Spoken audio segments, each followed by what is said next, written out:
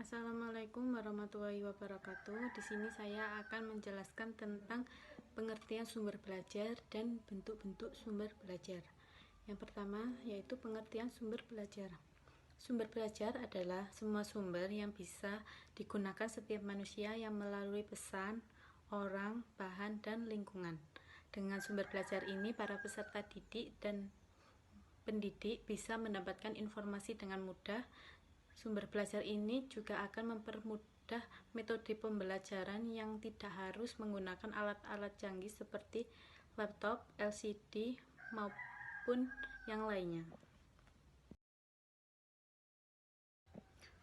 Menurut Sujana, pengertian sumber belajar bisa diartikan secara sempit diarahkan pada bahan-bahan cetak, sedangkan secara luas tidak lain adalah daya yang bisa dimanfaatkan untuk kepentingan proses belajar mengajar. Dari MCL Sak dan Gunawardena menjelaskan bahwa sumber belajar yang dapat dimanfaatkan untuk kebutuhan pembelajaran sangat beraneka ragam jenis dan bentuknya.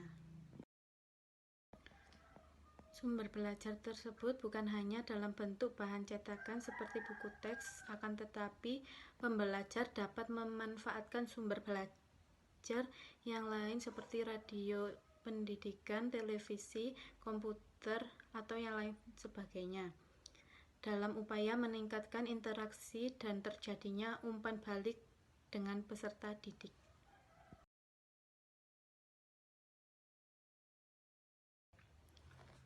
Bentuk-bentuk sumber belajar.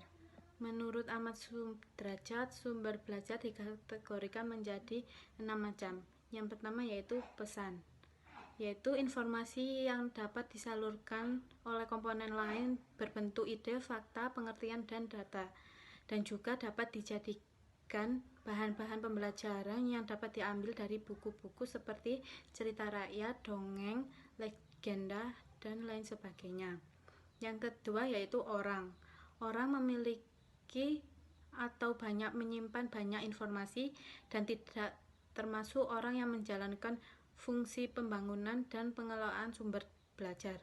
Biasanya yang memiliki informasi seperti narasumber, tokoh masyarakat, pimpinan, lembaga, guru, dan lain-lain.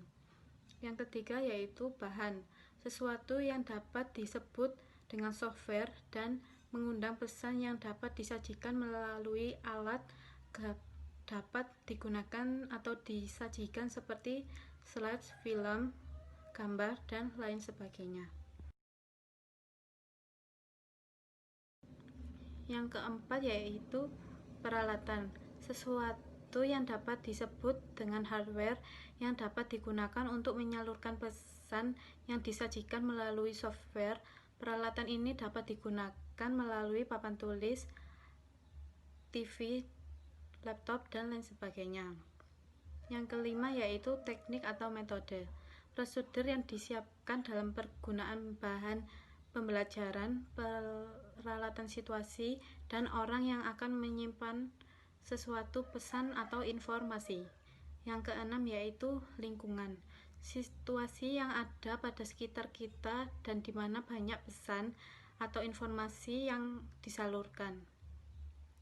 Dan pada situasi ini semua orang banyak menyalurkan informasi kepada lingkungan sekitarnya seperti terdapat di ruang kelas, perpustakaan, aula, dan di lain sebagainya. Manfaat sumber belajar bagi peserta didik yaitu 1. Memberikan pengalaman pada peserta didik secara langsung maupun tidak langsung. Kedua, memberikan informasi yang akurat dan terbaru.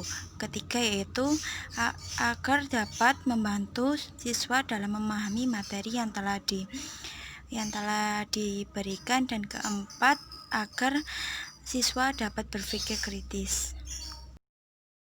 Selanjutnya adalah komponen media pembelajaran. Komponen media pembelajaran adalah bagian-bagian dari sistem pembelajaran yang membentuk sebuah proses pembelajaran yang menentukan berhasil atau tidaknya sebuah kegiatan belajar mengajar.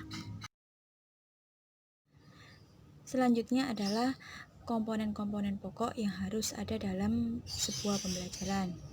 Yang pertama adalah tujuan pembelajaran, kedua adalah siswa, ketiga guru, keempat kurikulum, kelima materi, keenam metode, ketujuh model, ke-8 evaluasi, dan ke-9 adalah sarana.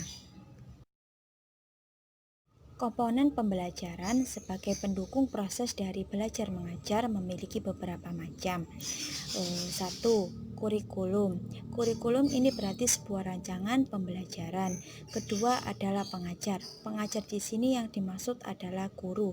Ketiga ada peserta didik atau biasa disebut dengan siswa, yaitu merupakan komponen yang paling penting. Kemudian komponen yang ketiga yaitu siswa.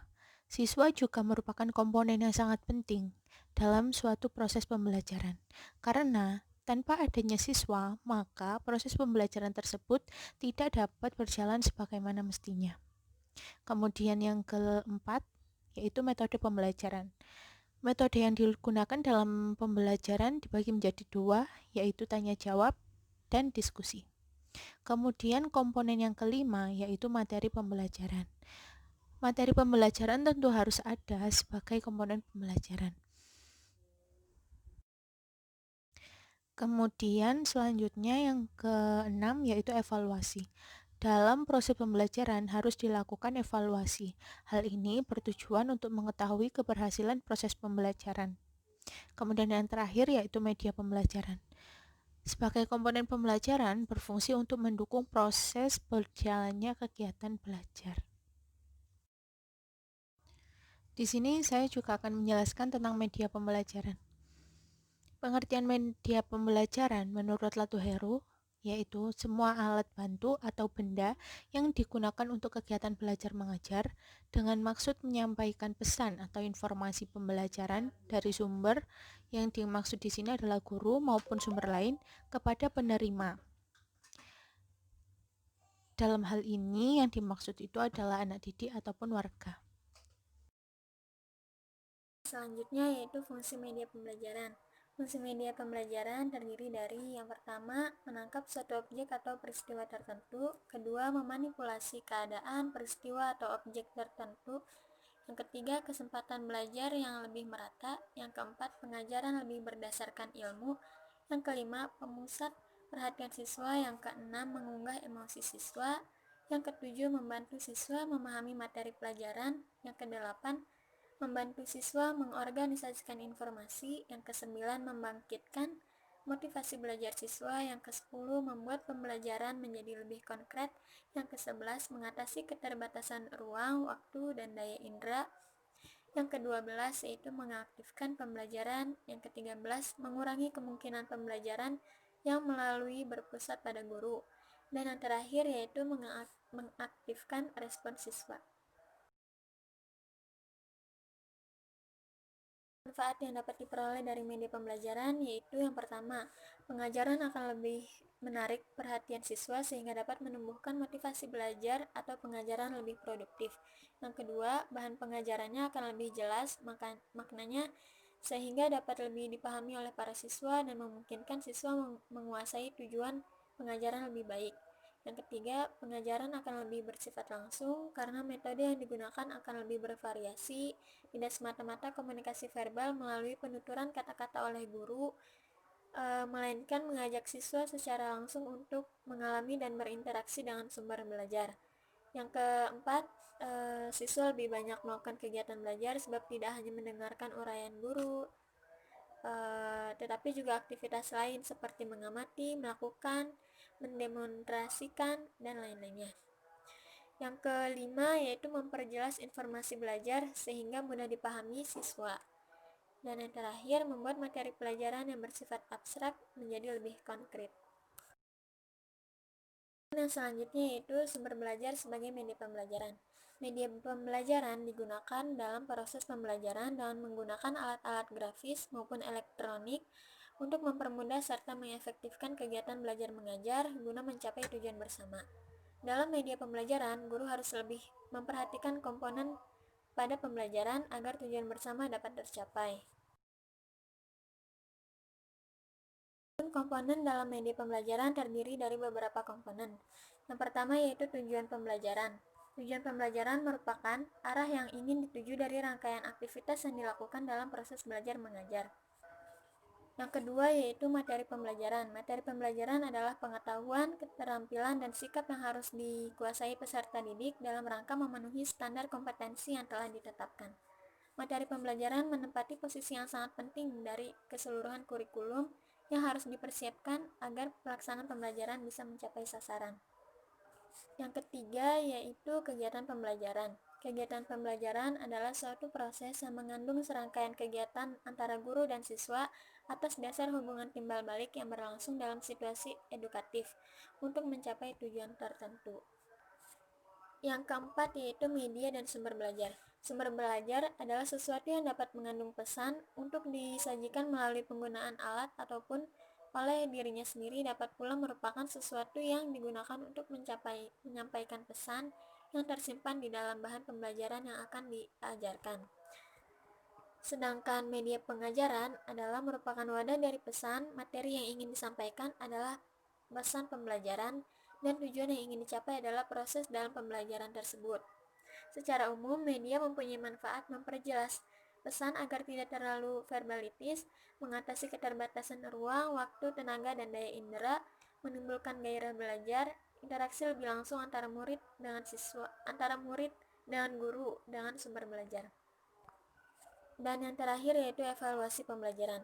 Evaluasi pembelajaran adalah suatu proses menentukan tingkat pencapaian tujuan pembelajaran yang telah ditentukan sebelumnya melalui cara yang sistematis.